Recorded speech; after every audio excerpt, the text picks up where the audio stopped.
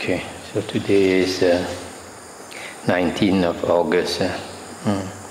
Yesterday I was thinking of going to the last sutta of the Moggallana Samyutta, but today I decided not to because there's not much Dhamma there, just about how Venerable Mahamoggallana often goes up to the heavens and talks to the Devas.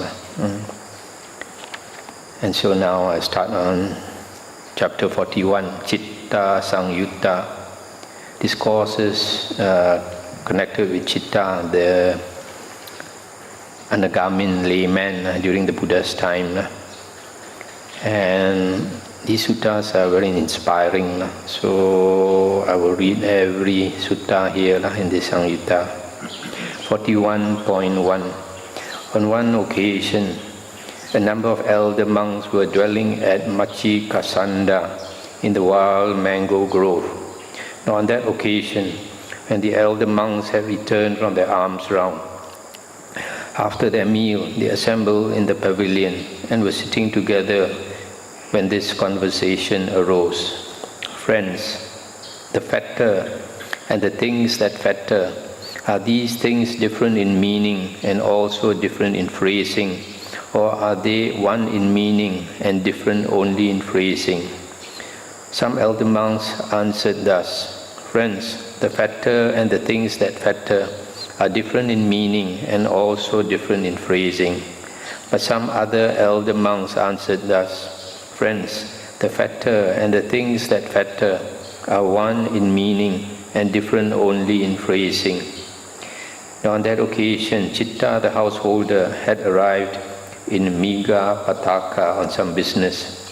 Then Citta the householder heard a number of elder monks, it is said, on returning from their alms round, had assembled in the pavilion after their meal and were sitting together when this conversation arose. Friends, the fetter and the things that fetter, are these things different in meaning and also different in phrasing, or are they one in meaning and different only in phrasing? Then Citta the householder approached those elder monks, paid homage to them, sat down to one side, and said to them, I have heard, Venerable Sirs, that when a number of elder monks were sitting together, this conversation arose. Friends, the fetter and the things that fetter, are these things different in meaning and also different in phrasing? Or are they one in meaning and different only in phrasing? That is so, householder. Venerable Sirs, the fetter and the things that fetter are different in meaning and also different in phrasing. I will give you a simile for this, since some wise people here understand the meaning of a statement by means of a simile. Suppose, Venerable Sirs, a black ox and a white ox were yoked together by a single harness or yoke.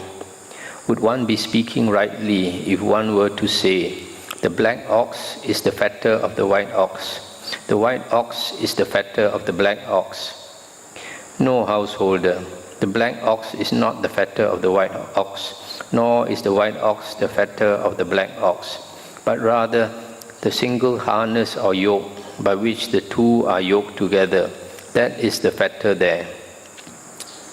And Citta said, so too, friend, the eye is not the fetter of forms, nor are forms the fetter of the eye, but rather the desire and lust that arise there, independence on both, that is the fetter there.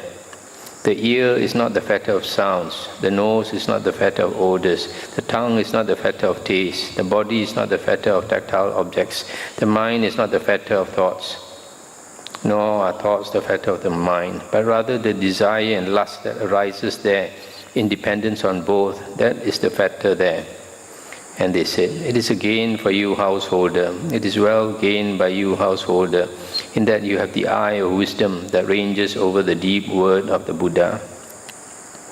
That's the end of the sutta. You see this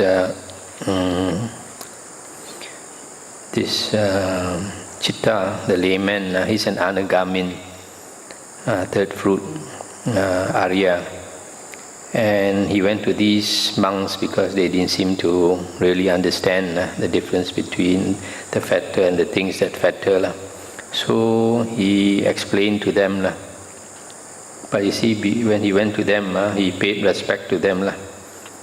He doesn't think, oh, I'm anagamin. These are only putujana, ordinary monks who don't know anything. Why should I pay respect to them? It's not like that. Because a layman takes refuge with the Buddha, the Dhamma, and the Bhikkhu Sangha. It's always mentioned in the Suttas. The Sangha is the Bhikkhu Sangha. So when he pays respect, he pays respect to the Sangha. He doesn't think I'm paying respect to this monk. But then towards the end, he said, so too, friend, the eye is not the fetter of forms. So here he says friend. This is a friend because actually the translation from the word avuso. During the Buddha's time, monks address each other as avuso. Avuso can be translated as reverend. Here they translate it as friend. So probably he used the word that was used at that time between monks. Also.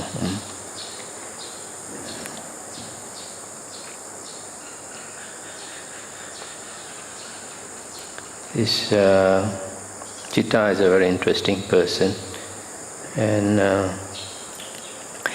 later you see that sometimes he requests the monks to teach Dhamma, and if they don't know how to teach Dhamma, he will teach them Dhamma.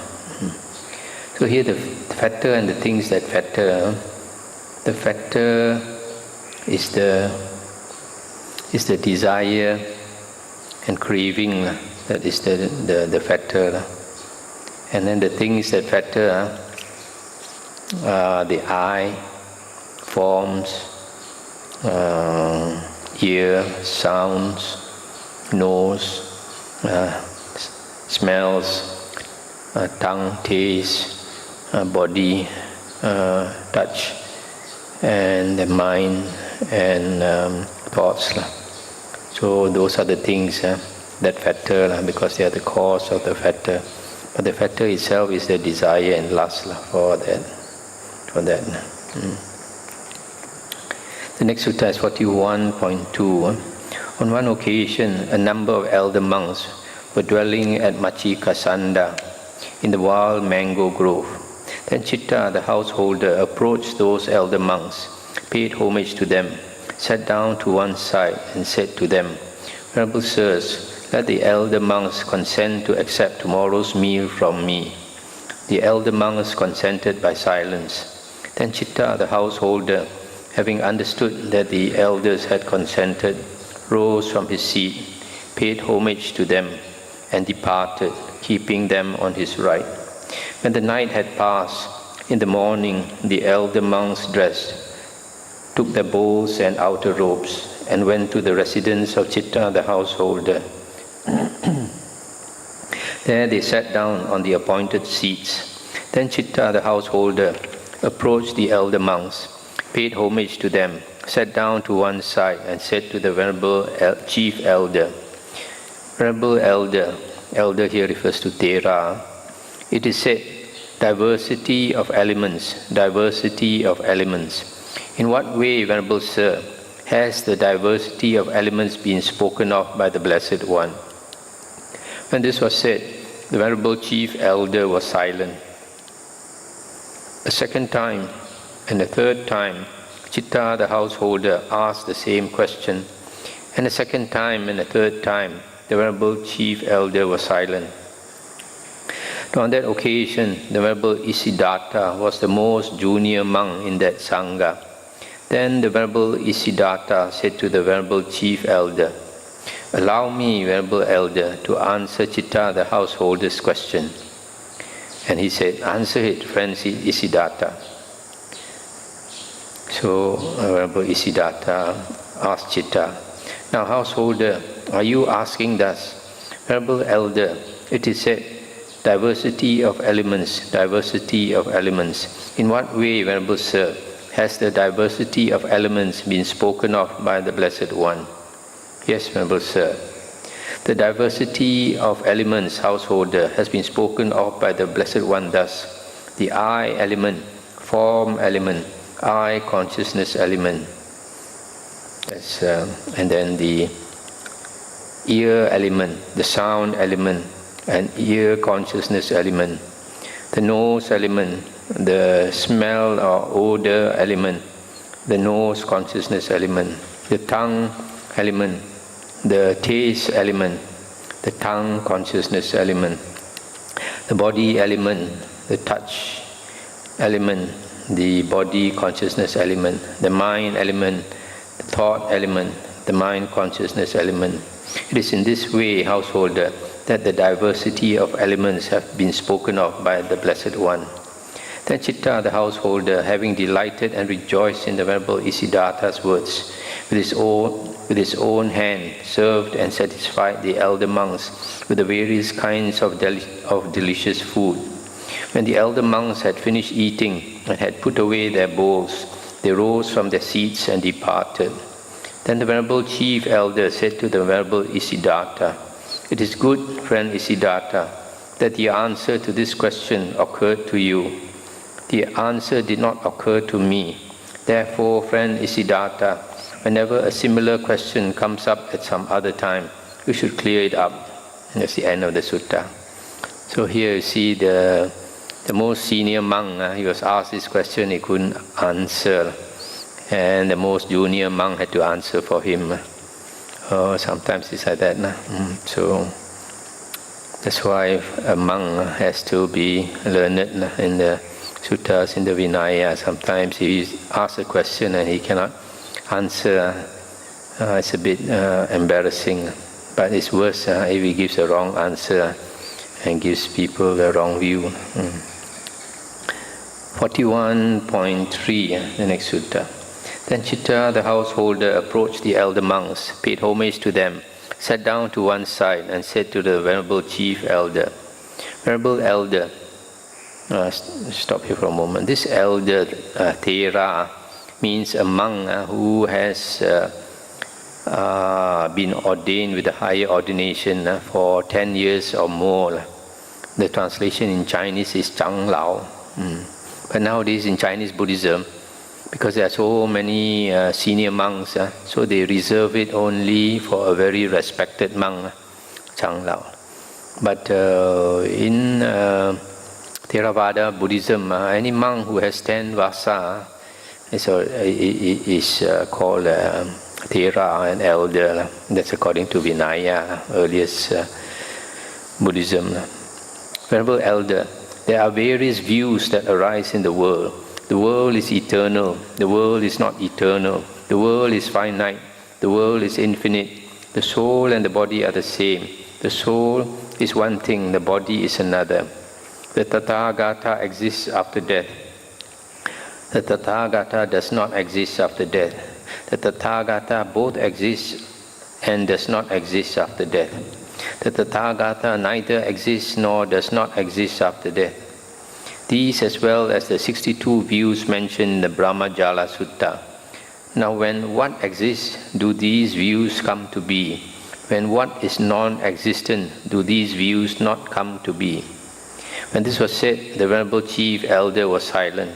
A second time and a third time, Citta, the householder, asked the same question. And a second time and a third time, the Venerable Chief Elder was silent. Now, on that occasion, the Venerable Isiddhartha was the most junior monk in that Sangha. Then the Venerable Isiddhartha said to the Venerable Chief Elder, "Allow me, Venerable Elder, to answer Citta, the householder's question." "Answer it, friend Isiddhartha." Now, householder, are you asking thus?